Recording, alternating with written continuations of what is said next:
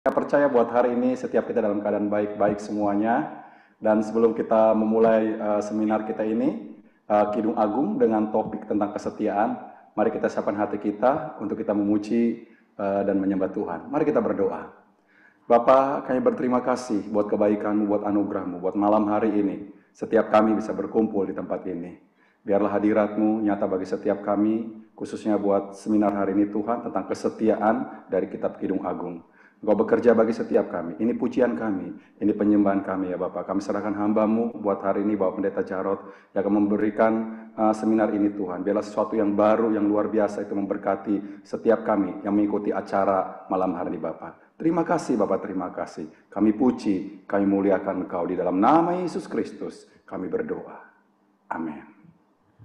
Kami mengundang Bapak Pendeta Dr. Jarod Wijarnako, Master Pendidikan. Hari ini mari kita sambut dengan tepuk tangan. Silakan Pak. Ya, terima kasih untuk kembali lagi kesempatan berjumpa kita dalam serial pelajaran mengenai mempelai ilahi. Ya, sebuah terminologi untuk menyebut jemaat yang siap untuk pesta kawin anak domba, yaitu jemaat mempelai, bukan jemaat anak-anak. Dalam serial pelajaran mengenai mempelai ilahi ini, maka yang kita pakai sebagai acuan yaitu kitab Kidung Agung, di mana secara detail di sana sebenarnya yang dibahas adalah pernikahan. Lalu kenapa kitab Kidung Agung yang membahas pernikahan ini saya berikan terminologi atau mengenai mempelai ilahi. Dan juga nanti secara praktis kita akan membahas pernikahan. Itu karena sebuah pola pikir Paulus yang saya pinjem, ya istilah saya pinjem pemikirannya Paulus yang ditulis dalam Efesus pasal yang kelima. Ayat 22 sampai ayat 30 itu Paulus mengajar mengenai pernikahan. Lalu ayat 31-32, intinya di 32, Paulus berkata begini, rahasia ini besar, tetapi yang aku maksudkan ialah hubungan Kristus dan jemaat. Jadi Paulus mengajar mengenai pernikahan dengan sangat detailnya sebagai ilustrasi hubungan Kristus dan jemaat. Nah itulah kenapa ketika membedah kitab Kidung Agung ini, saya akan pakai pola pikir ini sebagai sebuah akhir dari pelajaran di setiap segmennya. Maka ada arti rohani bahwa yang saya maksudkan ini, saya mau memberikan ini sebagai ilustrasi Tuhan dengan kita. Tetapi seperti Paulus juga, ayat Efesus pasal 5, 22 sampai 31, itu detail sekali dulu mengenai pernikahan. Nah, maka kita akan berbicara detail mengenai pernikahan. Dan malam hari ini temanya adalah kesetiaan. Ya, bicara kesetiaan hari-hari ini kayaknya agak susah ya. Bahkan bukan hari ini aja sebenarnya. Kalau kita baca kitab Amsal itu ada ayat demikian. Banyak orang berkata baik, ya, atau orang baik maka banyak didapatkannya. Orang baik itu banyak, tetapi orang setia siapakah yang mendapatkannya? Jadi orang baik lebih banyak, orang setia ternyata lebih sedikit lagi. Nah, kita akan berbicara areal ini mengenai kesetiaan mempelai, kesetiaan di dalam pernikahan. Salomo mencintai gadis sulam, istri yang paling dicintai, permaisuri yang paling dicintai.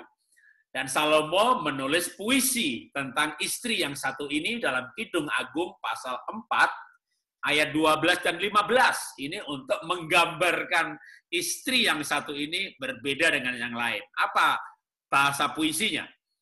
Dinda pengantinku, kebun tertutup engkau, kebun tertutup, dan mata air termeterai. Oh, mata air di kebun, sumber air hidup yang mengalir dari gunung Libanon. Jadi, permaisuri yang paling dicintai ini diilustrasikan seperti mata air yang termeterai. Pada zaman dulu, mata air itu, apalagi di wilayah Timur Tengah, itu mahal, langka. Makanya kalau Abraham menggali sumur, dapat air, dikasih nama itu sumur Abraham. Ya, Yakub menggali sumur, dapat, wah dikasih nama sumur Yakub. Jadi di Alkitab Anda akan menjumpai nama-nama sumur sesuai dengan orang yang menemukan atau menggali mata air itu. Lalu dimeteraikan itu dikasih cap dari cincin atau nama kode bahwa ini punya Yakub. Yang lain nggak boleh pakai. Ini punya Yakub. Yang lain tidak boleh pakai. Nah, itu istilah untuk Salomo kepada istrinya. Seperti mata air yang termeterai. Yang menggunakan hanya yang punya. Yang lain tidak boleh pakai. Jadi mata air yang termeterai itu bukan publik ya. Ini WC publik semua orang kencing di situ ya. Itu namanya tidak termeterai ya, publik lah. Kalau mata air publik ya semuanya ngambil air, tapi mata air termeterai itu hanya yang punya yang memakai. Ini sebenarnya bahasa puisi untuk mengilustrasikan bahwa istri yang satu ini setia. Nah, kenapa Salomo sampai memberikan penjelasan bahwa istri yang satu ini setia? Ya tentu kita harus kembali ke konteks zaman dulu, di mana raja itu selain Salomo juga, ya apalagi Salomo gitu ya, istrinya banyak. Jadi yang kalau istri-istri yang kesepian kan bisa selingkuh gitu ya. Saya pernah tur waktu itu ke Roma ya di Italia. Waktu tur ke Roma itu ada museum yang saya nggak lupa gitu ya. Itu nama captionnya, nama judul keterangan itu di museum itu ada di lemari kaca itu ada tulisan ya dalam bahasa Indonesia nih kalau saya terjemahkan cawat zaman dulu gitu ya, celana cawat zaman dulu gitu ya.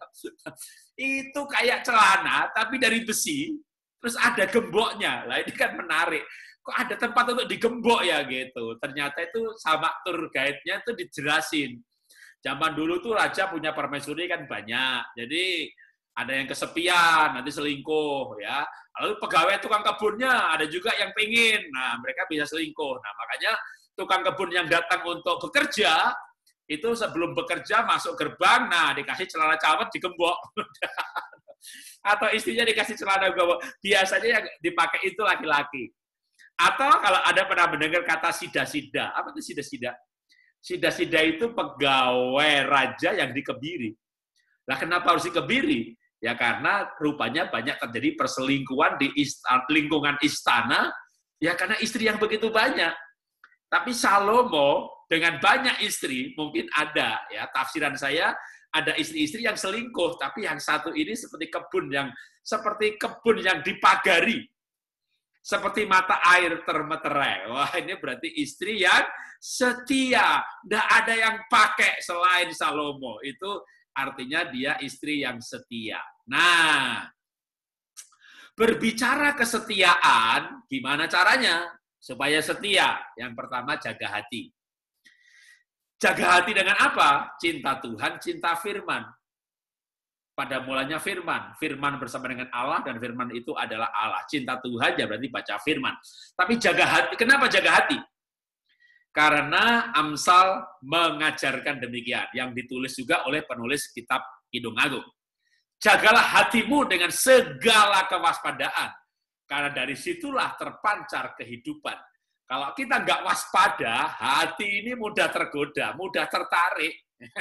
Apalagi zaman sekarang, selingkuh atau nggak setia ini kan yang menggoda banyak, yang mau juga banyak. Kesempatan ada lagi. Waduh, apalagi bagi orang-orang yang banyak traveling, keluar kota, bisnis, pelayanan, gitu ya. Maka jaga hati. Jaga hati apa? Cinta Tuhan. Tapi selain cinta Tuhan, maka juga jaga hati cinta pasangan.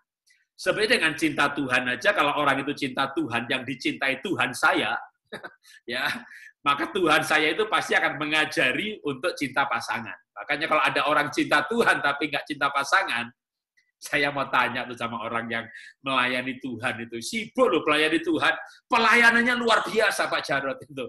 Nah, tapi kok selingkuh nggak setia ya? Iya itulah Pak Jarod itu. Saya khawatir jangan-jangan dia melayani bukan Tuhan ya. Ya Tuhan sih, namanya Tuhan sinode, Tuhan yayasan, Tuhan gereja, Tuhan organisasi. Dia sibuk melayani bukan pribadi Tuhan. Karena kalau dia bergaul dengan Tuhan yang saya sembah namanya Tuhan Yesus, pasti dia akan mengajarkan kepada orang yang bergaul dengan dia untuk mencintai pasangan. Jadi supaya setia, kita perlu melayani cinta Tuhan, Tuhan Yesus pribadi. Ada orang berkata, Pak Jarod, ini kisah romantis, Pak, Romeo dan Juliet. Maafkan saya kalau ada keturunan mereka di sini. Maaf, menurut saya Romeo Juliet itu bukan kisah romantis, itu kisah bunuh diri bareng-bareng. Itu kisah orang bunuh diri bareng-bareng, ya. Kisah romantis itu kalau ada opa dan oma, kakek dan nenek yang bertumbuh bersama sampai tua dan bahagia. Perlu saya tekankan, sampai tua dan bahagia. Karena kalau ada di sini, opa-oma yang udah tua tapi tidak bahagia, itu bukan kisah romantis. Itu kisah penderitaan yang lama sekali. Pengen mati tapi tidak mati-mati. Karena banyak orang nggak bahagia itu pengen mati. Pak Jarod, lebih baik saya mati saja, Pak. Tahun depan saya khotbah di gereja itu, ya masih hidup. Pengen mati nggak mati-mati. Itu namanya orang susah. Lama susahnya. Itu bukan kisah romantis. Nah, kisah romantis adalah ketika dua orang bisa tumbuh bersama sampai tua dan bahagia. Maka saya berikan kesimpulan bagian satu dulu. Orang yang mencintai Tuhan pasti menangkap isi hati Tuhan tentang pernikahan dan hidup dalam kesetiaan. Maka maafkan saya kalau saya menghakimi orang yang nggak setia dengan istrinya, pasti dia nggak cinta Tuhan.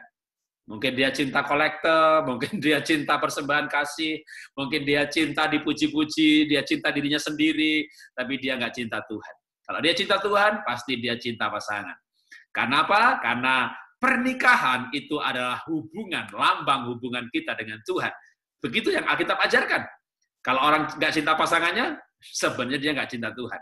Kalau dia cinta Tuhan, pasti dia cinta pasangannya. Karena ini dibolak-balik. Paulus mengajarkan begitu. Hubungan kita dengan Tuhan, lambang. Maka pernikahan disebut sakral. Tapi pernikahan juga lambang, ilustrasi hubungan kita dengan Tuhan.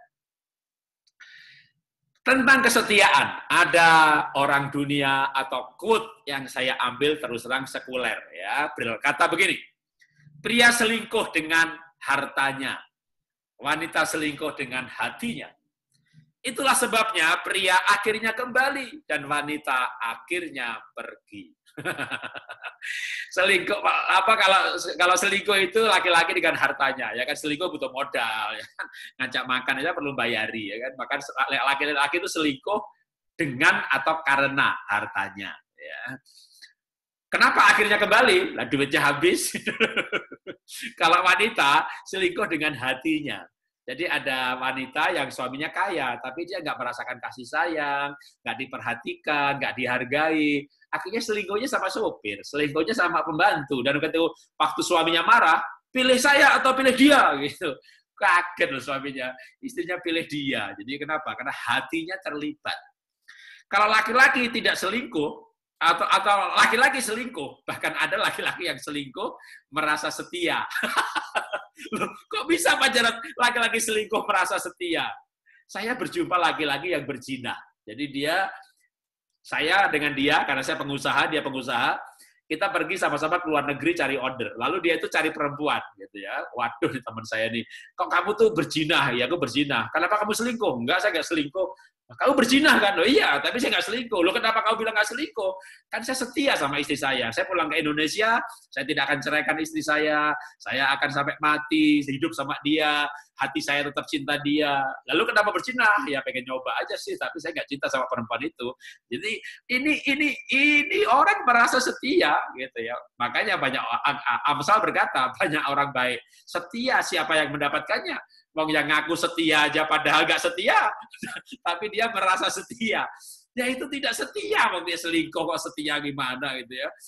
Aneh bin ajaib, orang selingkuh masih merasa setia.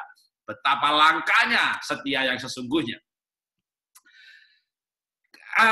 Kidung Agung, kembali kepada kitab Kidung Agung pasal 7. Gimana supaya setia? Maka kalau yang pertama tadi cinta Tuhan, maka yang kedua saya bacakan ayat ini. Kusumpahi kamu putri-putri Yerusalem demi kijang-kijang atau demi rusa-rusa betina di padang. Jangan kamu membangkitkan dan menggerakkan cinta sebelum diinginkannya. Tentu jangan membangkitkan cinta ini kalau belum menikah, karena cinta di sini eros. Tapi kalau sudah menikah, dibalik justru. Kalau sudah menikah, bangkitkanlah cinta. Jadi kan, gimana sih setia? Nomor 1, ya kan? Jaga hati. Jaga hati apa? Cinta Tuhan. Kalau cinta Tuhan pasti cinta pasangan. Tapi yang nomor 2 saya ajarkan, jaga hati apa? Cinta pasangan. Yang nomor 1 cinta Tuhan dulu. Kalau cinta Tuhan pasti cinta pasangan. Tapi saya tekankan lagi, kalau mau setia maka jaga hati apa? Cinta pasangan. Bangkitkan cinta. Kidung Agung berkata, jangan membangkitkan cinta sebelum waktunya, karena Kidung Agung pasal 1 itu belum menikah. Pasal 2 kan ada iring-iringan mempelai, itu baru sekitar ajang pernikahan. Maka jangan bangkitkan cinta, bahkan besok menikah pun jangan bangkitkan eros. 5 hari mau menikah, tetap jangan berhubungan suami istri. Jangan bangkitkan cinta sebelum waktunya. Tapi kalau sudah menikah, itu justru harus bangkitkan cinta. Masa sudah menikah malah nggak ada cinta lagi? Gimana sih? Kalau belum menikah nggak boleh ada iringan-iringan mempelai gitu ya. Itu kan Kidung Agung pasal 2 itu begitu. Jangan bangkitkan ya. 5 hari lagi menikah. Sekarang jangan dibangkitkan dulu erosnya. Ya, tetap harus masuk malam pertama pernikahan sebagai perawan, sehingga malam pertama keluar darah, maka pernikahannya dimeteraikan dengan meterai darah. Meterai darah itu seperti perjanjian darah, ya. Musa itu berkata kepada Sipora, ini pengantin darahku, ini pengantin darah. Pengantin darah itu ikatannya ikatan darah, perjanjian darah. Seperti kita dengan Tuhan Yesus itu dengan Tuhan itu perjanjian darah. Maka perjamuan kudus itu mengingatkan, ini memperingatkan kita dengan Tuhan, bahwa ini perjanjian darah, bahwa kita diangkat sebagai anak Tuhan dengan perjanjian darah, perjanjian yang tidak bisa batal secara sepihak. Dan dari pihak Tuhan sudah berkata, firman Tuhan berkata, kalau kamu tidak setia, aku tetap setia. Karena perjanjian darah itu kalau ada yang nggak setia, itu bisa terkena kutuk. Maka Tuhan, dari pihak Tuhan, dia setia. Itu perjanjian darah. Betapa hebatnya sebuah pernikahan yang masuk pernikahan kudus, dan dengan demikian maka pernikahannya itu adalah pernikahan yang dimeteraikan dengan perjanjian darah. Jadi namanya keperawanan itu bukan cuma aksesoris aja, itu harus ada jaga sampai malam pertama untuk menjadi meterai pernikahan yang menjadi perjanjian darah. Nah sekarang saya kembali ke Kidung Agung lagi. Kalau sudah menikah, justru bangkitkan cinta. Gimana Pak cara membangkitkan cinta? Jadikan pasangan nomor 1. Ya. Ketika sudah menikah, maka pasangan nomor 1. Ibu turun nomor 2, bapak nomor 2. Anak lahir, bapak ibu nomor 3, anak nomor 2. Ada prioritas. Bukan berarti kita membenci orang tua, tidak. Tapi setelah menikah, nomor 1 pasangan. Dengan pasangan diberi nomor 1, nanti pasangan diajak mengabdi kepada orang tua. Sehingga orang tua menerima pengabdian dari 2 orang yang saling mencintai. Wow, itu kualitasnya lebih baik. Ketika saya mencintai ibu saya, prioritas kepada ibu saya lebih daripada istri saya tidak bahagia, ibu saya pun nggak maksimal. Tapi waktu saya memberikan prioritas kepada istri dan berdua dengan istri sehati, mengabdi kepada ibu saya, mertua istri saya, ibu saya jauh lebih bahagia karena mendapat pelayanan pengabdian dari anak dan mantu. Jadi bukan berarti membenci orang tua, tapi setelah menikah, prioritas. Nah, prioritas inilah yang akan membuat suami istri saling mencintai. Dan ketika saling mencintai, maka setia itu mudah. Maka apa yang membuat orang bisa setia? Jaga hati, cinta Tuhan. Yang kedua, jaga hati, cinta pasangan. Jaga hati dari kekecewaan, kepahitan. Buang kecewa, buang kepahitan, buang iri hati. Karena begitu ada kecewa, wow, celah masuk. Ada yang menggoda, ada yang ngajak, ada yang baik-baikin. Udah ada hati lagi kecewa, terluka, kepahitan sama suami. Wah, bapak lain mendekati, bos mendekati. Lagi kecewa sama istri, wah, sekretaris melayani. Maka buang kecewa, buang kepahitan, itu celah untuk ketidaksetiaan. Maka saya berikan kesimpulan bagian 2. Jaga hati, cinta pasangan. Maka setia itu menjadi hal yang mudah, menyenangkan, bahkan membahagiakan. Saya lanjutkan lagi, Pak, gimana Pak tentang kesetiaan? Saya kasih lagi quote dari orang lain yang saya dapat di Google. Setia itu mahal. Ya, yang tidak bisa dilakukan oleh orang yang murahan. Maafkan saya berkata murahan, ya kasar banget ya. Tapi kalau Anda nggak setia, maafkan saya berkata Anda murahan. Dan memang Anda nggak bisa setia karena setia itu mahal. Tapi mari kita belajar menjadi orang yang bisa setia dengan cinta Tuhan. Yang kedua, cinta pasangan. Jaga hati cinta Tuhan, jaga hati cinta pasangan. Nah, sekarang jaga apa lagi? Jaga pikiran.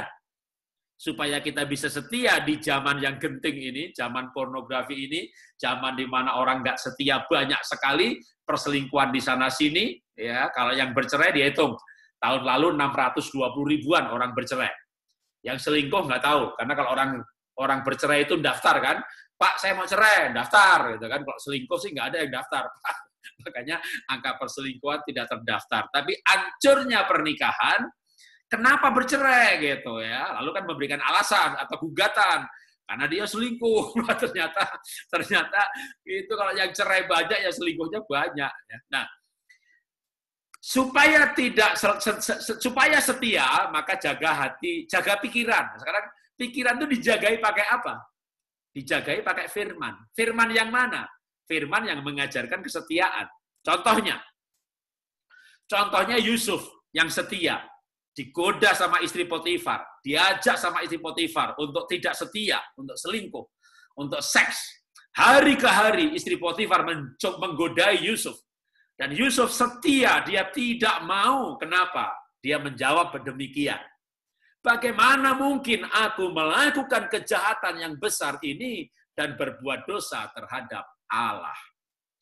Yusuf tidak diajak mencuri perpuluhan, bakar tabernakel, merusak tabut perjanjian, bunuh pendeta, atau hal-hal yang ada hubungannya dengan kemah pertemuan atau gereja. Kalau sekarang Yusuf itu nggak diajak gitu-gituan. Jadi Yusuf itu diajak bercinta, ya suka sama suka kan nggak apa-apa kalau kata orang dunia, gitu kan. Tapi Yusuf tuh nggak mau loh. Padahal kalau dia mau itu yang ngajak istri bosnya loh. Kalau mau pasti kan istri bosnya sering ngasih tips ya, bahkan mungkin usul sama suaminya apa, Yusuf naikin gajinya gitu ya, jadikan tangan kepercayaan, jadikan ini. Waduh, kalau Yusuf mau tuh diajak selingkuh sama istri bos, dapat gaji, dapat tips, dapat bonus. Lah kalau namanya istri bos, kira-kira cantik nggak? Wis, jangan tanya, itu istrinya Potifar itu pegawai Firaun. Pada zaman dulu raja itu lebih daripada presiden, udah kayak dewa loh, sampai namanya raja itu disembah-sembah, jenderalnya, pegawainya, waduh pasti kaya raya, orang kaya, istrinya pasti cantik dan seksi.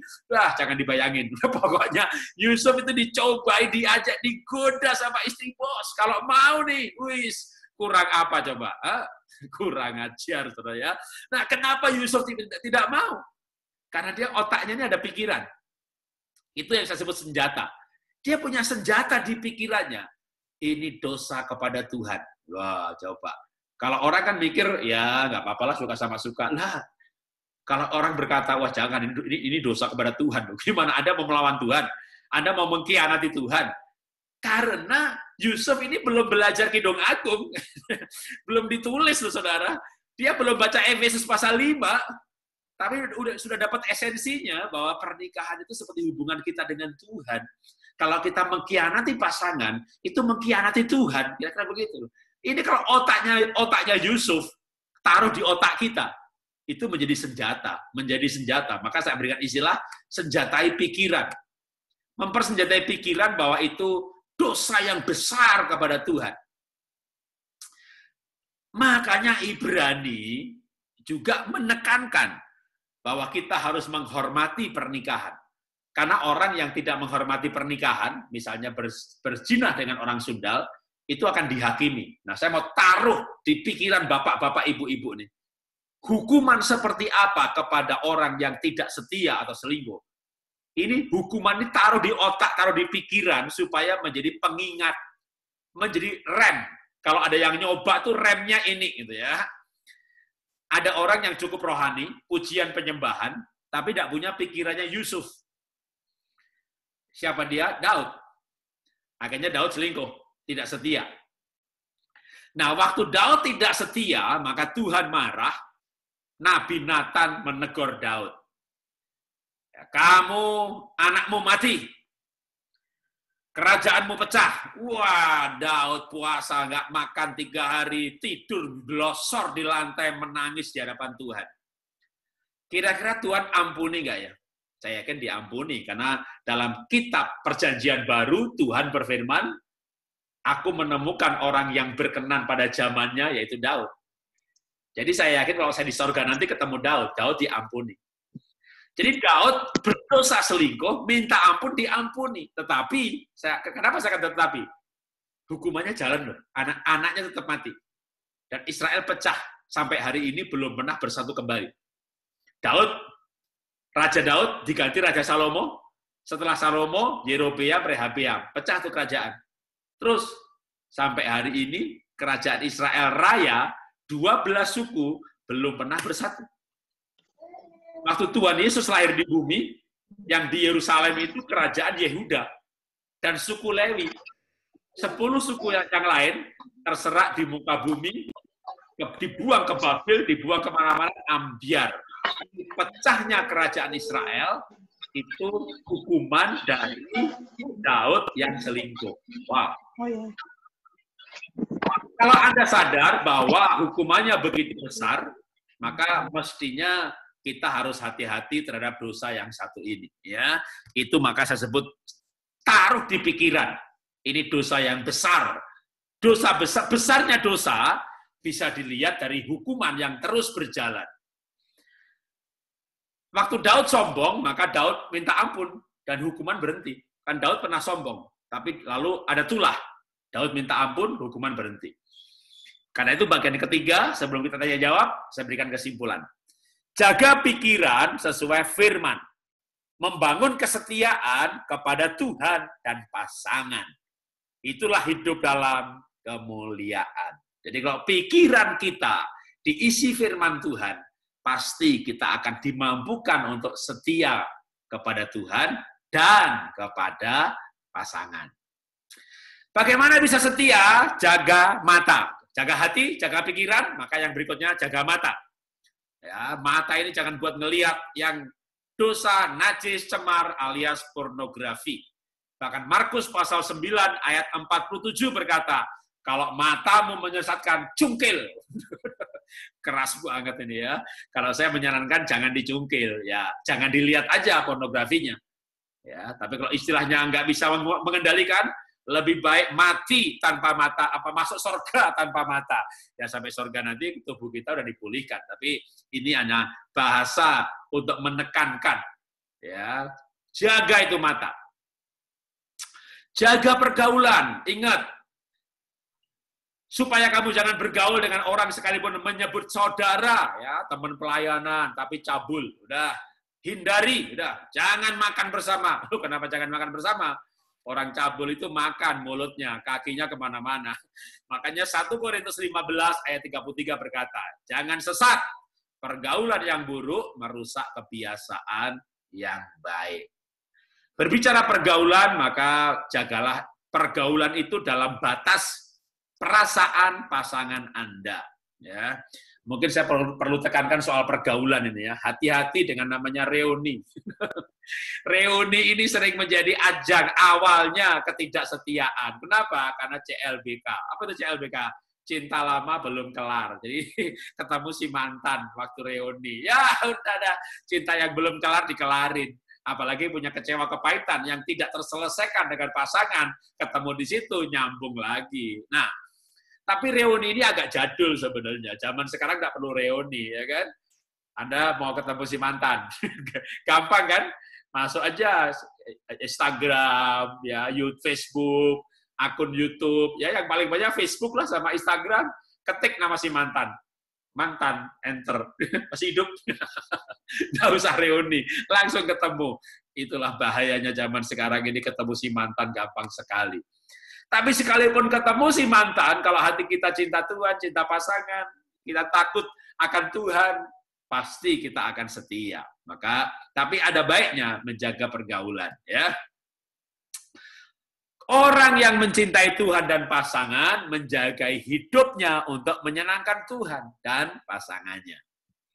Rahasia ini besar, tapi yang aku maksudkan adalah hubungan Kristus dan jemaat. Demikian juga dengan Tuhan. Kita harus setia dengan Tuhan saja. Bahkan memberikan tubuh kita, telinga kita, hati kita, pikiran kita, jiwa kita, hidup kita hanya kepada Tuhan. Karena itu Roma 12 ayat 1 berkata, karena itu saudara-saudaraku, demi kemurahan Allah, aku menasihatkan kamu supaya kamu mempersembahkan tubuhmu sebagai persembahan yang hidup, yang kudus, yang berkenan kepada Allah. Itulah ibadahmu yang sejati. Jadi ibadah yang sejati itu ketika orang mencintai Tuhan dan mempersembahkan hidupnya hanya bagi Tuhan. Kita tidak boleh selingkuh rohani dalam arti mencintai yang bukan Tuhan dan menuhankan yang bukan Tuhan dengan mencintai berlebihan. Anda punya mobil mewah, boleh, ya, tapi jangan dicintai lebih daripada Tuhan. Mencintai anak tentunya boleh, tapi tidak boleh lebih daripada Tuhan. Jadi nggak boleh menuhankan yang bukan Tuhan. Karena Tuhan ada ayatnya. Bukankah Tuhan berfirman, Bapakku Allah yang pencemburu, yang membalaskan kesalahan Bapa kepada anak-anaknya. Tapi ada ayat yang lain, bahwa dosa itu masing-masing. Tapi kenapa dalam hal perselingkuh dengan menyembah berhala, Tuhan itu pencemburu. Dan berhala zaman dulu itu namanya dewa Baal, dewa Asyret, itu dewa perjanjian lama itu. Kalau perjanjian baru, Tuhan Yesus berkata, sembah Tuhan atau Mamon. Tiba-tiba Tuhan dibandingkan dengan Mamon. Karena ternyata berhala modern itu Mamon. Maka Anda jangan mencintai duit, mencintai uang. Kalau Anda mencintai uang, Anda selingkuh sebenarnya. Anda tidak mencintai Tuhan sungguh-sungguh. Mari kita belajar menjadi jemaat mempelai. Jemaat yang berkenan kepada Tuhan, yang mencintai Tuhan. Kita punya uang, tapi kita nggak cintai. Kita cari dan kita kelola, bukan dicintai. Ya, itulah yang saya sampaikan hari ini. Tuhan memberkati dan kita akan masuk di dalam tanya jawab. Ya, dan istri saya selalu bergabung di sesi tanya jawab karena memang dia ahlinya tanya jawab. Ya, Tuhan memberkati. Ya, terima kasih Pak. Baik, buat Bapak Ibu yang ada di Zoom hari ini, apakah ada pertanyaan yang akan disampaikan ke Pak Jarod? Silakan Bapak Ibu. Ya, silakan angkat jempolnya biar nanti kita akan tayangkan. Ya. Oke, Pak Prengki Simatupang ya. Ya. Iya, Pak. Oke, silakan Pak. Terima kasih buat penjelasan dari Pak Jarod, sangat memberkati. Saya mengambil suatu kesimpulan bahwa kesetiaan itu adalah cukup penting dalam suatu hubungan suami istri, dan juga tanpa kesetiaan maka hubungan itu tidak ada artinya. Yang saya mau tanyakan di sini, ya, tadi saya ada beberapa mengambil indikator yang sudah Pak Jarod jelaskan. Yang pertama itu adalah menjadikan pasangan itu sebagai prioritas. Nah, itu indikator yang saya lihat pertama. Dan yang kedua, itu adalah indikator yang kedua merupakan bahwasannya kesetiaan itu, nah itu harus memperkecil, ya, memperkecil terjadinya ada rasa cemburu, iri hati. Nah, itu ada beberapa indikator. Saya menemukan masih ada 2 indikator. Apakah ada indikator lain, Pak, yang seturut dengan firman Tuhan, ya, supaya ini saya rasa ada banyak beberapa indikator yang tadi Bapak jelaskan. Saya cuma mengambil ada 2 indikator saja, rasa cemburu, iri hati, dan juga yang pertama tadi, ya, indikator pertama, yaitu tadi saya catat menjadikan pasangan sebagai prioritas. Itu Pak yang mau saya tanyakan, apakah ada lagi indikator yang lain yang sesuai dengan firman Tuhan? Terima kasih Pak. Ya, berbicara kesetiaan, ya kan kita topiknya kesetiaan, setia dengan pasangan. Maka orang yang setia, yang pasti adalah hanya mencintai pasangannya. Ya, kalau dia mencintai orang lain, membanding-bandingkan, ya, mulai mengeluh dengan pasangan, melihat pasangannya tuh kelemahannya, nggak bisa melihat sisi positifnya. Memang ini belum tidak setia, tapi sebenarnya itu menjadi akar ketidaksetiaan. Tapi kalau sudah mulai mengagumi orang lain, ya mungkin belum selingkuh, tapi mulai mengagumi, ya lalu mulai kecewa dengan istri. Nah itu sebenarnya sudah mulai masuk dalam tanda-tanda atau indikator ketidaksetiaan, ya mengagumi orang lain, sering membandingkan dengan istri. Kalau ciri-ciri, misalnya mungkin bukan indikator tapi ciri-ciri tidak setia, ya tertutup, ya mulai tertutup, keuangan tertutup, ada rahasia, ya tertutup itu ya mulai nggak cerita, rahasia, keuangan dirahasiakan, gadgetnya di password, ada rahasia, itu ciri-ciri dari orang yang tidak setia. Tapi kalau setia sendiri ya sebenarnya setia itu berarti tidak mendua hati. Kalau Alkitab berkata bahkan orang yang mendua hati itu nggak dapat apa-apa, maka harus ya, tidak. Nah, itu mungkin saya berikan secara praktisnya adalah ciri atau areal di mana ketidaksetiaan dan kesetiaan itu di sekitar itu. Ya. Ya, sampai di situ dulu. Silakan.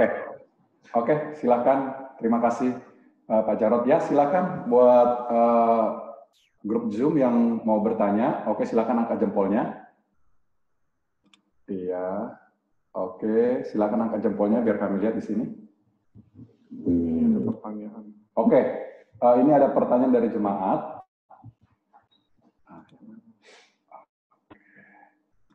Udah hilang tadi.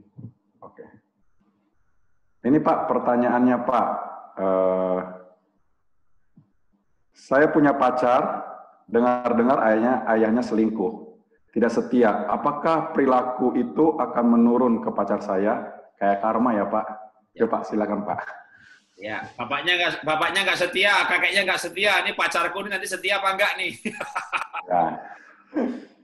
Ya, kalau di dalam Tuhan itu kutuk keturunan kan dipatahkan, ya. Jadi kalau memang ada kutuk keturunan gennya nggak setia, tapi kalau orang itu bertobat, ya terima Tuhan Yesus itu patahkan, putus, ya. Jadi dia menjadi ciptaan yang baru di dalam Kristus. Itu orang yang pasti merasakan kasih Kristus pasti setia, ya. Dan dia juga pasti berkomitmen saya mau setia karena Tuhan Yesus juga sudah setia. Ya, tapi coba pastikan dulu bahwa dia betul-betul lahir baru sungguh-sungguh ya. Kalau pacarnya bisa tidak seiman, lalu ke gereja demi Anda, demi nikah dengan Anda. Wah, ini saya agak was-was karena di luar tanpa lahir baru, tanpa pertobatan yang sungguh-sungguh, tanpa penebusan Tuhan Yesus, maka yang namanya perilaku itu diwariskan. Karena kan memang ada yang namanya DNA. Jadi perilaku itu diwariskan. Atau kalau kita menggunakan istilah kutuk. Kakeknya cerai, bapaknya cerai, anaknya cerai, itu terjadi. Karena sebenarnya yang diwariskan, kutuk itu dalam arti perilakunya diwariskan. Nilai hidupnya diwariskan. Maka itu hanya bisa lepas dengan kelahiran baru yang sungguh-sungguh. Tapi secara DNA, secara ilmiah, memang perilaku itu diwariskan. Makanya kalau Anda baca Alkitab, nih kalau mau penjelasan Alkitabiah, Anda pasti kalau baca Alkitab banyak sekali ayat begini. Raja ini hidup jahat seperti ayahnya. Lalu anaknya lagi, dia menyembah dewa Baal seperti ayahnya. Atau dibalik misalnya, si ini hidup berbakti kepada Tuhan seperti yang dilakukan ayahnya. Jadi perilaku itu diwariskan. Atau kalau mau contoh praktis di Alkitab, Iska tidak mengakui Ribkah sebagai istrinya. Kan kita tahu kan, Abraham 2 kali juga berbuat yang sama. Di Mesir sekali, Di Filistin sekali, Abraham tidak mengakui istri sebagai istri. Nah itu ternyata diwariskan kepada Iska. Jadi secara ilmu DNA, perilaku itu diwariskan di dalam rantai DNA. Karena sperma sama telur itu 23 kromosom. Sel telur 23 rantai kromosom, sperma 23 kromosom. Satu kromosom itu rantai DNA. Satu DNA bisa satu perilaku atau kemampuan. Jadi sebenarnya kalau bicara pacar, orang tua kakeknya pacar saya nggak setia, apa nanti dia bisa juga tidak setia. Tergantung pacarnya ini ngambil DNA dari yang dominan itu, kan seseorang itu lahir karena bapak dan ibunya. Ibunya setia, bapaknya enggak. Bahkan itu bapaknya enggak setia berkali-kali, ibunya tetap komitmen akhirnya memulihkan pernikahannya. Nah, kalau dia sifatnya, perilakunya lebih condong ke ibunya, maka dia sangat setia. Karena ketika dia dikhianati pun, ibunya tetap setia. Dan pacar Anda ini walaupun cowok, tapi karakternya, sikapnya, sifatnya lebih ke ibunya. Wah, ini malah bukan setia lagi. Tabah menghadapi ketidaksetiaan. Tapi kalau Anda cewek, pacar Anda cowok, bapaknya selingkuh, kakeknya selingkuh, mukanya mirip, perilakunya mirip, cara ngomongnya mirip. Aduh, Anda harus betul-betul yakin pacarnya Anda lahir baru sungguh-sungguh, supaya dia seperti yang istri saya katakan, dimerdekakan dari kutuk. Ya. Oke, Tuhan berkati. Lanjutkan. Ya, Pak Jarod, berarti bagaimana pandangannya dengan Salomo, Pak? Salomo itu kan anak dari hasil perselingkuhan Daud dengan Batseba, ya, Pak? Ya. Nah, apakah Salomo juga itu pengaruh ketidakkesetiaan Daud? Sampainya dia melakukan banyak perselingkuhan. Selain istri, dia punya bulik juga. Pasti multifaktor ya. Faktor itu pasti ada. Ya, karena Daud kan juga sebenarnya selain dengan Batseba kan dia menikah dengan Abigail, dia menikah dengan Mikal. Jadi Daud kan punya 5-6 permaisuri, belum lagi gundik-gundiknya. Jadi saya yakin pasti ada kalau bicara faktor dari Daud. Tapi yang pasti juga Alkitab menulis bahwa Salomo ini akhirnya hatinya dicondongkan kepada berhala istrinya. Jadi dia punya istri-istri itu tadinya nggak banyak banget, tapi di antara istrinya itu ada yang mencondongkan Salomo kepada berhala istrinya. Nah, begitu saya dapat ayat itu, saya sambungkan ini ke Roma pasal 1. Dalam Roma pasal 1, itu ayatnya ceritanya adalah ketika orang menyembah berhala, yaitu Allah yang bukan Allah, maka aku, kata Tuhan, akan menyerahkan mereka pada pikiran yang terkutuk, kepada seks yang menyimpang. Jadi saya yakin juga ada dampak dari penyembahan berhala yang akhirnya dilakukan sama Salomo. Jadi Salomo ini sebenarnya orang yang penuh bijaksana hikmat, tapi akhirnya jatuh di dalam kebejatan seksual. Bahkan dia jatuh dalam penyembahan berhala. Nah ini akhirnya menjadi multifaktor, karena memang penyembahan berhala itu akan berhubungan erat dengan penyimpangan seksual. Dalam konseling itu banyak sekali orang yang misalnya pasangannya nyembah berhala, wah udah, itu kasus perselingkuhannya nggak ada berhentinya tuh. Dan itu hanya berhenti kalau bertobat sungguh-sungguh, pelayanan pelepasan, dan dibebaskan dari kutuk. Karena memang itu mempengaruhi. Jadi kalau Salomo ini menurut saya faktornya bisa multifaktor. Di antaranya bisa juga karena dia lahir sebagai hasil perselingkuhan. Sebenarnya yang hasil perselingkuhan itu anaknya mati ya. Kan Batseba anaknya meninggal, tapi akhirnya punya anak lagi Salomo. Jadi tapi ya kita nggak tahu apakah dari Daud atau dari Batsebanya sebenarnya, karena sebenarnya kasus Daud sendiri bisa dianalisa. Daud itu bisa melihat Batseba mandi. Mandinya di mana? Coba pikir. Daud bisa melihat Batseba mandinya di mana? Jangan-jangan dia mandinya di halaman, bukan dalam kamar mandi. Jadi bisa-bisa dia wanita penggoda loh. Jadi kita serba tapi itu namanya tafsir ya. Jadi DNA-nya Daud atau Batseba atau dua-duanya. Tapi yang pasti memang Daud sendiri bukan orang yang seperti Yusuf, bukan seperti Ishak, ya. Ishak memang pernah tidak mengakui istri sebagai istri, tapi paling tidak Ishak monogami, Ishak setia. Nah, kalau Daud dalam hal pernikahan, Daud hebat dalam raja, Daud hebat dalam pujian penyembahan, Daud juga bukan bapak yang baik, anak-anaknya memberontak, dia menikah lagi, dia selingkuh, dan kehilangan wibawa sebagai seorang bapak, walaupun dia raja yang berwibawa, tapi dia bukan bapak yang berwibawa. Jadi itu mungkin juga bisa ada dampaknya pada Salomo yang menjadi anak kurang dapat figur ayah yang baik, atau suami yang baik. Ya, Tuhan berkati.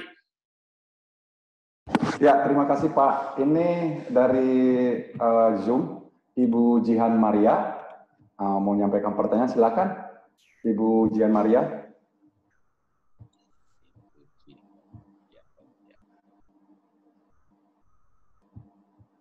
Ya, silakan.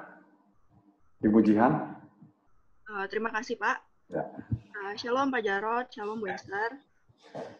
Ya, saya mau bertanya. Tadi saya mau bertanya perihal konteks yang tadi Pak Jarod ada sharing tentang ketika seorang suami sebelum menikah itu berbakti, misalnya berbakti kepada orang tuanya. Sedangkan kalau sudah menikah, tetap prioritas ke istri.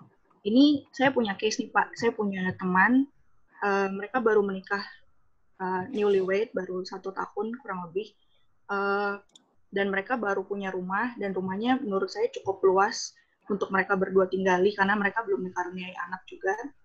Jadi seiring pernikahan mereka ini, adiknya si suaminya, teman saya ini yang perempuan, adiknya suaminya ini ingin menumpang di rumah kakaknya si suaminya ini, ingin menumpang di rumah mereka. Dengan embel-embel katanya ingin bekerja, maksudnya ingin membuka usaha di rumah kakaknya itu, karena rumahnya kan cukup luas, jadi dia ingin menumpang di situ Pak.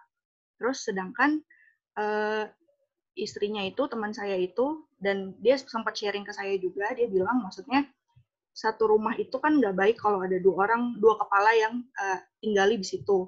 Sedangkan ini notabene-nya adalah si adiknya itu masih punya rumah dengan orang tuanya, maksudnya orang tua mereka masih sanggup dan masih ada rumah gitu Pak. Jadi dia tanpa sebab maksudnya mau numpang ke rumah kakaknya. Dan sang istri, teman saya itu sudah ajak diskusi suaminya, tapi teman saya itu suaminya malah bilang istrinya itu jahat sekali, kenapa adiknya mau menumpang nggak boleh gitu. Dan sampai sekarang mereka masih berantem gitu Pak. Jadi sebenarnya kalau dari saya pribadi sama teman saya, kita pemahamannya adalah satu rumah itu nggak baik kalau dua kepala. Kondisinya kan maksudnya adiknya itu kan masih ada rumah gitu Pak, masih punya orang tua di rumah. Jadi kira-kira pemahamannya yang baik gimana ya Pak? Karena sampai sekarang masih ribut gitu Pak, pemahaman tentang ini. Terima kasih Pak, Bu. Yuk. Ya, memang benar seperti yang tadi disampaikan ya. Kalau bisa meninggalkan orang ayah dan ibunya bersatu dengan istrinya. Ya, jadi nggak ada campur tangan pihak-pihak lain, mau ipar, mau mertua, ya. Kecuali kalau dalam kondisi ekonomi yang sulit tadi ya, mau menolong. Sedangkan ini kan kasusnya dia mampu, rumah ada, cuman mau nebeng, ya coba dibicarakan aja baik-baik sama si suami ya, keberatan-keberatannya. Tapi kalau suami ngotot, ya memang suami kepala, ya istri harus tunduk. Ya, jadi berdoalah, ya minta kekuatan dari Tuhan supaya bisa dikasih kesabaran. Lalu berdoa supaya ya iparnya diberkati Tuhan, terus nanti usahanya di situ kurang baik, bagusan pindah di tempat yang lain atau gimana, pokoknya Tuhan tahulah apa kerinduan istri ini ya, doa yang sungguh-sungguh. Tapi tetap kalau dalam hal ini istri harus tunduk sama suami, ya karena suami yang memutuskan. Mungkin itu jauh lebih baik, suami akan lihat istrinya taat tunduk kepada dia ya. Ya, kalau rumah yang besar itu adalah rumah suami, pemberian orang tuanya gitu ya. Lalu kenapa adiknya mau tinggal di situ? Mungkin perlu alasan yang lebih logis. Misalnya rumahnya gede, strategis lagi. Ini kalau buka toko, buka mungkin mau buka kuliner, mau buka tempat makan, ngantar lebih dekat ke arah kota. Jadi ada alasan-alasan logis atau ekonomis yang memang lebih enak kalau di situ gitu ya. Tergantung keberatan istrinya, misalnya bisa dicari jalan tengah. Jalan tengah itu misalnya begini, ini rumah kan gede banget atau halamannya gede banget. Gimana kalau adiknya itu satu halaman tapi dalam seperti kayak pavilion terpisah. Kalau ini enggak Pak, halamannya sih enggak gede-gede banget, jadi rumahnya aja yang gede gitu. Oke. dibuat pintu masuk yang berbeda. Jadi kayak adiknya nanti, walaupun satu atap, tapi kayak dibuat kayak sekat, kayak dua rumah tangga yang tinggal dalam satu bangunan, tapi terpisah. Jadi kayak kamar mandinya, pintu masuknya, di rumahnya kayak disekat ulang, ya di bagian adiknya itu. Gitu. Kenapa? Kalau campur jadi satu, apalagi adiknya sudah menikah ya, kalau adiknya bujangan masih mending. Kalau menikah, jadi dua rumah tangga tuh di situ. Wah, itu memang gesek aja bisa dengan ipar, dengan istri adiknya. Kalau adiknya masih bujangan, adik saya pun pernah tinggal bersama kami, gitu ya. Itu pun juga nggak bebas dari gesekan. Karena kan misalnya gini, saya orang Jawa, lalu saya orangnya nggak rapi. Lalu istri saya ngajak saya rapi itu butuh waktu katakanlah 5 tahun. 5 tahun kemudian saya rapi. Wah, istri saya mulai tenang. Datang adik yang tidak rapi. Itu kayak malah petaka baru lagi, lebih susah kalau lagi nasihati ipar gitu kan, adik ipar. Jadi itu akan memang jadi problem suami istri akan ada kayak gangguan masalah yang nggak ada habisnya. Nah, kalau adiknya masih bujangan, tadi kayak orang terima, agak aja kayak orang terima kos gitu. Jadi kamar mandinya pisah, ininya pisah. Kalau enggak tuh tadi sumber konfliknya banyak banget tuh. Masalah sabun, masalah air, masalah piring yang masih di meja. Waduh, macam-macam itu kan jadi sumber konflik setiap hari.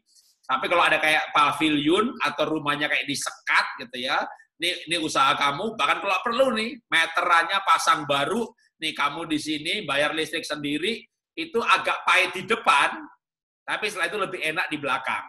Tapi kalau misalnya begitu pun juga kadang-kadang memang tergantung juga di suaminya. Wah, kamu sih pelit amat, hitung-hitungan banget sama listrik dipisah-pisah. Tapi itu sebenarnya membuat langkah awal yang tidak enak, tapi kedepannya lebih enak. Ya. Tapi kalau dua keluarga, sementara di kota yang sama, katakanlah di Medan, ibunya juga punya rumah, sebenarnya sebaiknya sih satu rumah bukan dua keluarga ya. Kalau dia belum menikah, adiknya ini masih bujangan, masih mending, masih jauh lebih mudah. Ya, masih tidak separah kalau sudah menikah. Ya. Terima kasih Pak, Bu. Yuk, lanjutkan. Hahaha.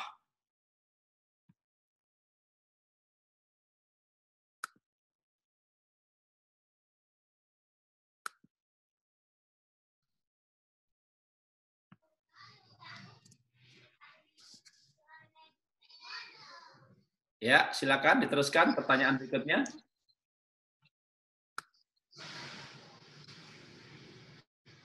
Ibu Nur Santi, silakan. Pertanyaannya. Ya, salam Pak, saya mewakili istri saya.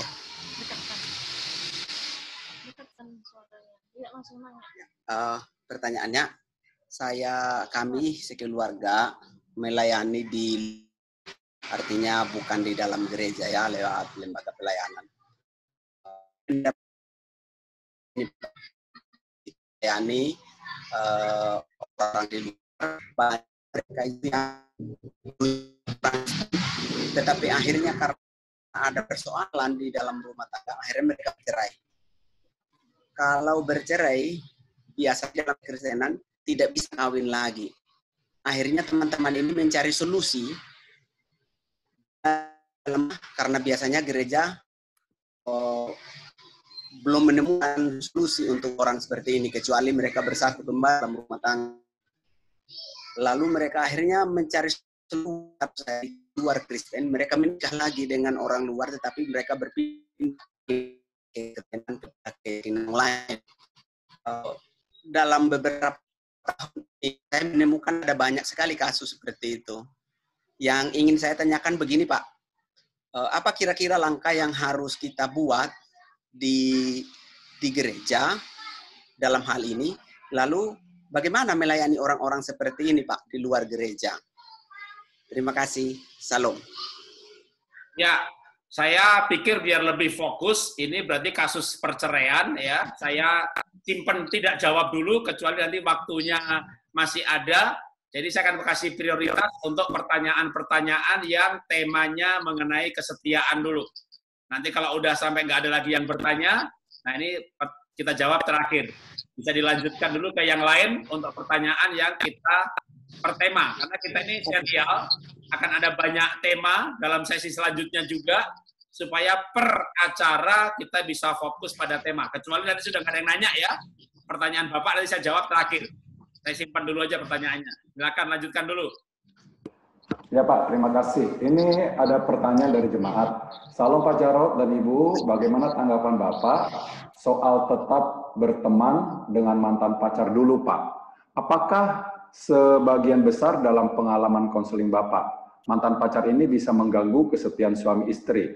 Bagaimana kalau suami istri mau tidak mau akan tetap berhubungan dengan mantan sehubungan dengan satu kerjaan atau satu ladang pelayanan? Bagaimana menurut Bapak dan Ibu? Ya Pak, silakan. Ya gimana kalau satu pekerjaan, satu pelayanan, ya selama kita bisa netral menganggap dia sebagai teman, it's okay ya, teman teman dekat, teman rohani, it's okay. Kalau perlu ya suami juga kalau ada acara apa-apa jangan sendirian, jangan berduaan. Maksudnya si ini mantan sama si ini ya, ajak suami, ajak pasangannya gitu supaya netral. Jadi kalau ngajak ketemuannya kita ketemuan, makasih aku ajak suamiku ya, kamu juga ajak pasanganmu ya. Jadi tetap suasananya netral. Berteman boleh kok, nggak masalah. Ya, kalau misalnya sama-sama di gereja, anggap aja nih deh rumah persembahan ya kan, emang jemaatnya kan ribuan gitu kan, lalu orang pacaran, lalu putus, lalu nyambung nikah. Nah, pasti dengan si mantan ya bisa-bisa satu gereja deh, si mantan aktif deh ikut sama-sama melayani, jadi satu tim deh pelayanan. Nah, dalam kondisi seperti ini tentu kita nggak bisa, yuk kalau gitu harus ngajak pasangan. Kamu sama si mantan terus, yuk kita pindah gereja. Gara-gara itu pindah gereja ya berlebihan. Tapi gini, namanya ketidaksetiaan atau perselingkuhan itu yang paling sering terjadi memang dengan si mantan itu kasusnya cukup banyak. Jadi menurut saya tidak boleh cemburuan, tapi juga nggak boleh membiarkan atau nggak waspada.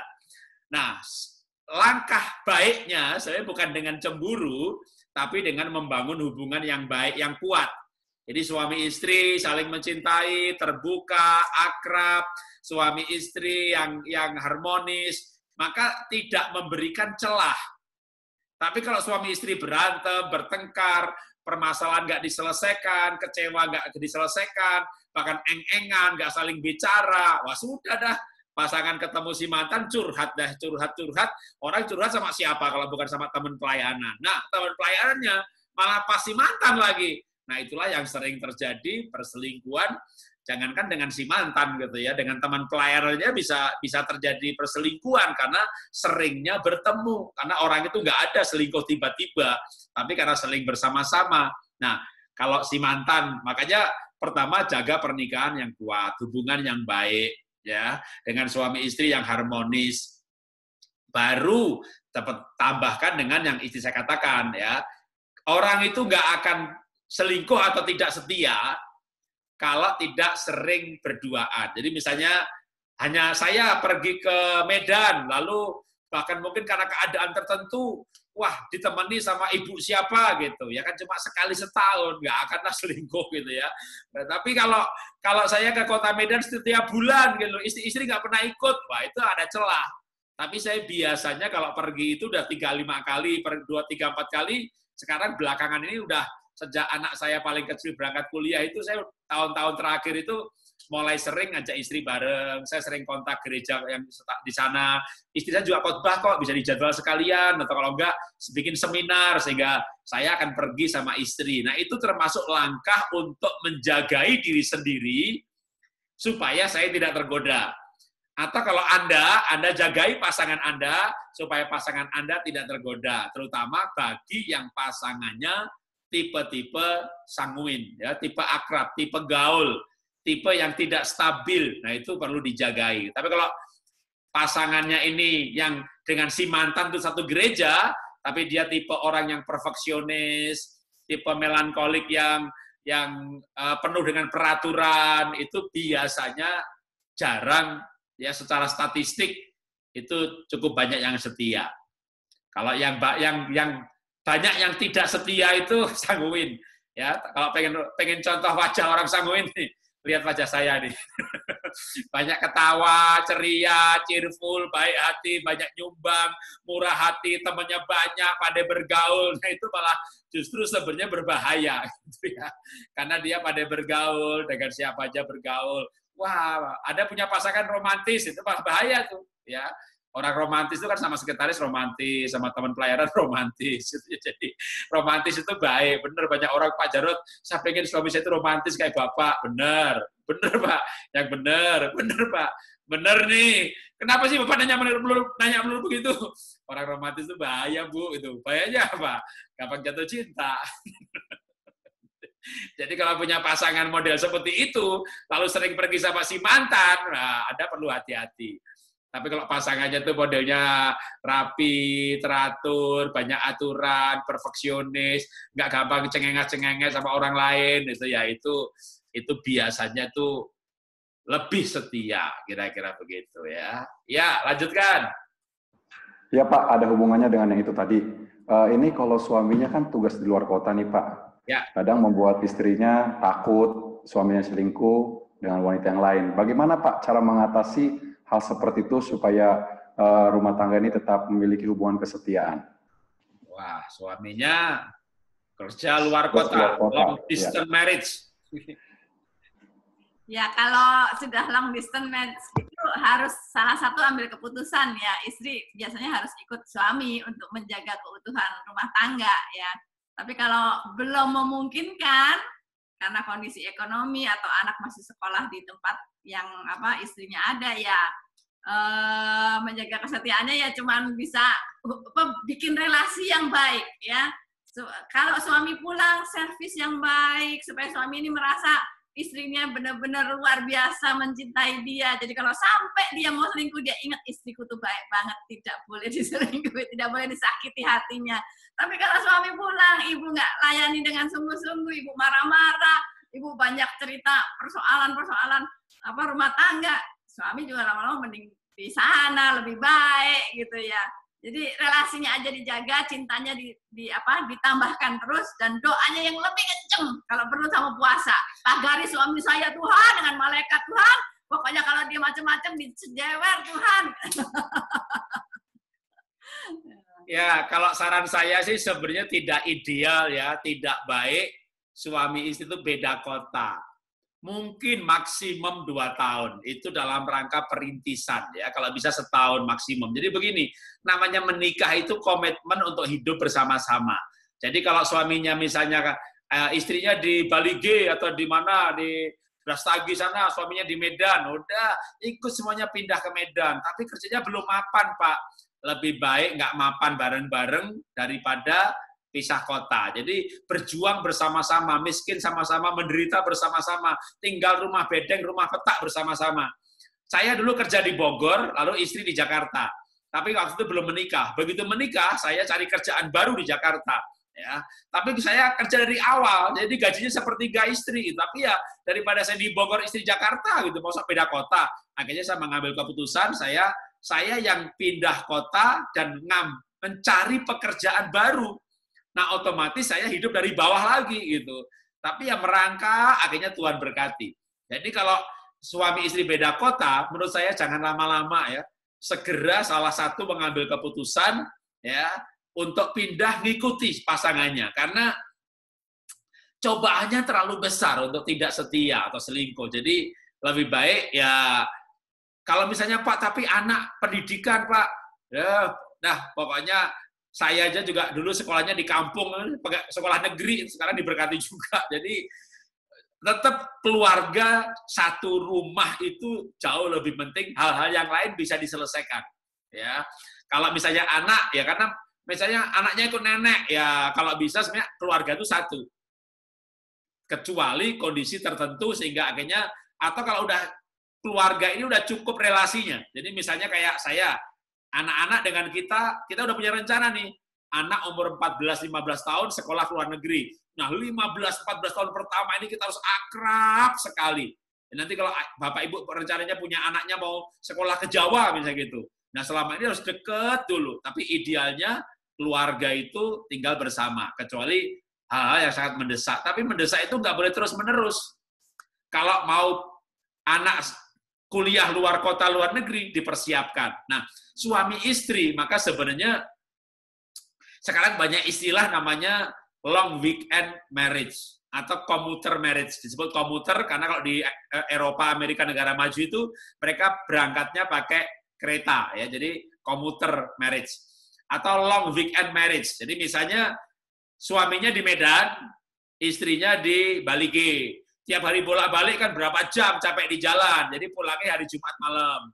Ketemunya Sabtu Minggu. Senin pagi-pagi subuh berangkat ke Medan lagi gitu. Atau kalau istri di Bogor, suami Jakarta, bolak-balik pertamanya lama-lama capek. Akhirnya Senin Jumat suami di Jakarta. Sabtu Minggu dia balik ke Bogor gitu. Setahun nggak apa-apa, 2 tahun nggak apa-apa. Tahun ketiga ternyata suami sudah punya simpenan di Jakarta. Nangis-nangis deh, konseling deh, ribut deh, mau bercerai deh. Itu terprediksi sih kalau suami istri beda kota terlalu lama, untuk zaman sekarang ya, di mana pornografi kuat sekali, orang free sex di mana-mana, lingkungan sekarang tidak seperti zaman dulu. Saya sangat tidak menyarankan suami istri itu beda kota. Ya, orang tua anak masih oke. Orang tuanya di Medan, anaknya sekolah di Jakarta gitu.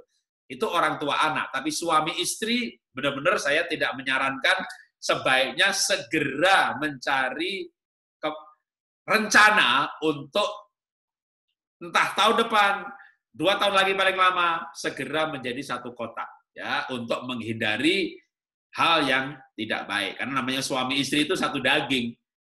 Kalau video calling kan nggak bisa satu daging.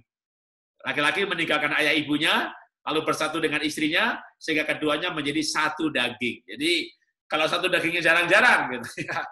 Ya tergantung, kalau hormonnya kuat, lalu dia pengennya rasanya seminggu sekali, ketemunya 2 bulan sekali, pencobaan selama 2 bulan. Jadi itu termasuk beresiko yang disengaja, karena ini keadaan kan kita bisa kendalikan.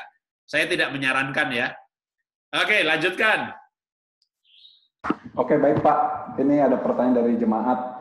Salam Pak Jarot dan Ibu, bagaimana menyingkapi suami yang selingkuh dan senang main perempuan? Sudah sering, ya Pak. Sering lagi. Sering lagi. Pakai kata sudah sering. Ya, sebenarnya begini ya, tidak setia atau selingkuh itu kalau mau diteliti, ditelusuri sebenarnya akarnya banyak. Ya, yang pasti kalau pakai Roma pasal 1 itu akar penyembahan berhala. Jadi karena menyembah Allah yang bukan Allah, maka aku menyerahkan mereka pada pikiran yang terkutuk. Jadi sebenarnya dia terikat dengan penyembahan berhala. Yang lain adalah ikatan kedagingan. Ya, karena kan Galatia berkata, Galatia pasal 5, 19, perbuatan daging telah nyata, yaitu ya percabulan dan lain-lain.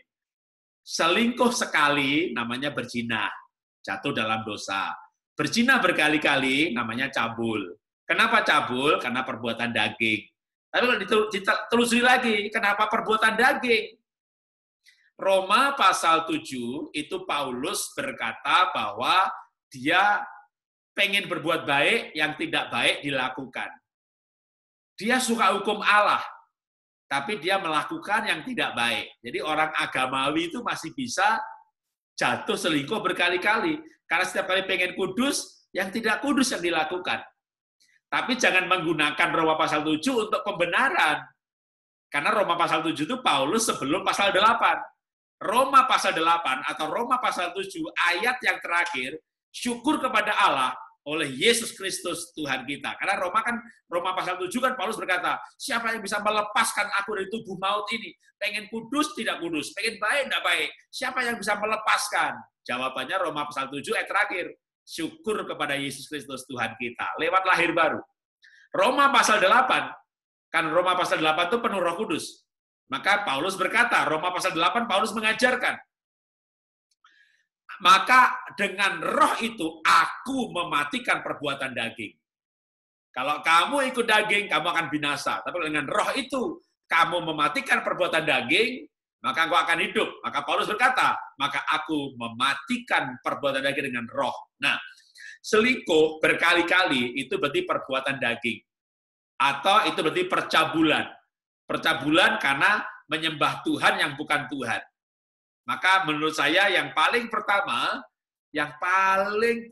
kali betul-betul ditangisi, didoakan, diratapi, Tuhan, suami saya yang selingkuh, kalau ini dirinya sendiri, ya. Kalau ini bertanya mengenai suami orang lain, Pak, gimana kalau suami yang selingkuh? Berarti ini suami orang lain. Maka kasih tahu ibu itu lebih mendoakan supaya suaminya lahir baru dulu. Ya, supaya dia dijamah Tuhan, lahir baru, terima Yesus sebagai Tuhan, dan begitu dia bertobat lahir baru, maka dia akan tahu bahwa selingkuh itu dosa. Kebanyakan orang selingkuh berkali-kali, sekalipun dia Kristen, majelis, dia tidak lahir baru. Karena orang bisa doktor teologi tapi tidak lahir baru. Maka yang paling membebaskan, memerdekakan, kalau kita menggunakan perkataan Paulus, lalu siapa yang bisa memerdekakan aku dari tubuh maut ini? Syukur kepada Allah oleh Yesus Kristus Tuhan kita. Lahir baru, lalu penuh Roh Kudus. Itu dua hal yang setelah lahir baru dengan kuasa Roh Kudus mematikan perbuatan daging.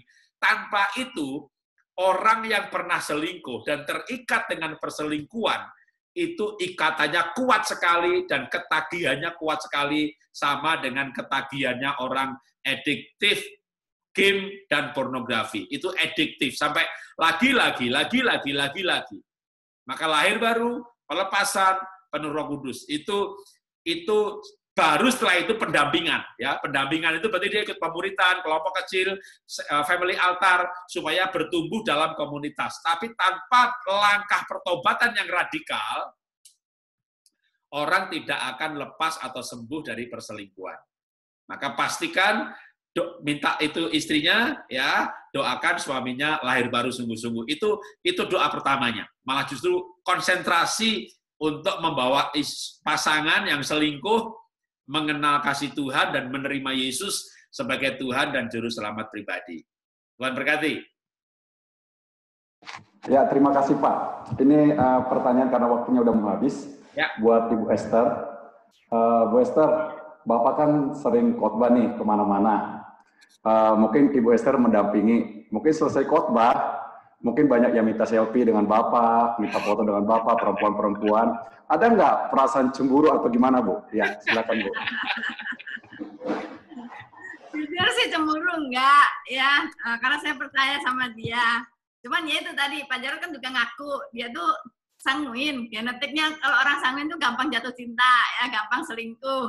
Cuman dia juga pernah nanya, yang kalau aku selingkuh gimana?